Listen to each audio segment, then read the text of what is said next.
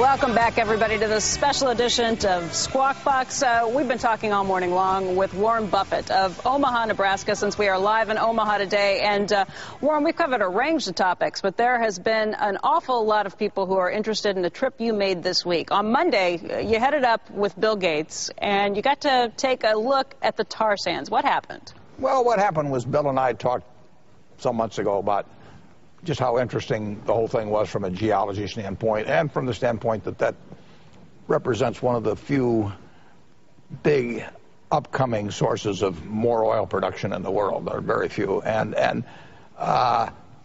we both thought we'd understand it a little bit better if we went up and looked at it than simply by reading about it. So on Monday, 6 of us, Bill and a few other fellows, the Kiewit Company arranged it there. They've done a lot of construction up there. And we went up and to northern Alberta, and we saw a very big mining type project. There are 2 ways that they recover oil from the tar sands. And then we went to this in situ project also, and we had some terrific people explain a lot about how it worked, both from an economic standpoint and from a physical standpoint. And was this something that you came up with, that Bill came up with? Your friend Walter Scott from the Kiewit Company, who came up with the idea? Walter Scott arranged it for it. Walter, a whole lot smarter than I am about what goes on in mining and all of anything to do with the real world. I'm good with numbers. And so he arranged the trip for us. But it was something that Bill and I cooked up a couple of months ago when we were talking about the tar sands. We said, why don't we go up and take a look? And so we found a date when 6 of us could do it. Walter arranged the trip.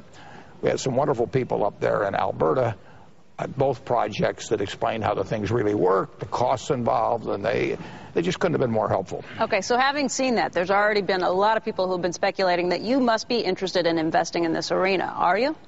No, I go to the movies, but I don't buy movie companies. I mean, I'm always interested in understanding the math of things and understanding as much as I can about all aspects of business. And what I learned today may be useful to me 2 years from now. I mean, if I understand the tar sands today and oil prices change or whatever may happen, I've got that filed away, and I can use it at some later date. And that's really the wonderful thing about investments is your knowledge is cumulative. So if you learn about coal or you learn about retailing or something 40 years, it's useful at some point. Wait, does that make you think that an investment in a tar sands company, somebody who's taking advantage of that, would not be worth it at $120 a barrel for oil? Well, the biggest variable in whether it's a good investment is the price of oil.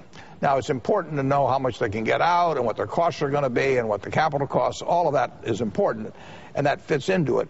But you still have to figure out what your own feeling is about what oil is going to be selling for 3 years from now or 5 years from now. Because you could be the world's greatest mining engineer, but if you were wrong about the price of oil in a big way, it would negate all that knowledge. So I can tell you that if you had $120 oil from now till 50 years from now, that the tar sands would work out very well.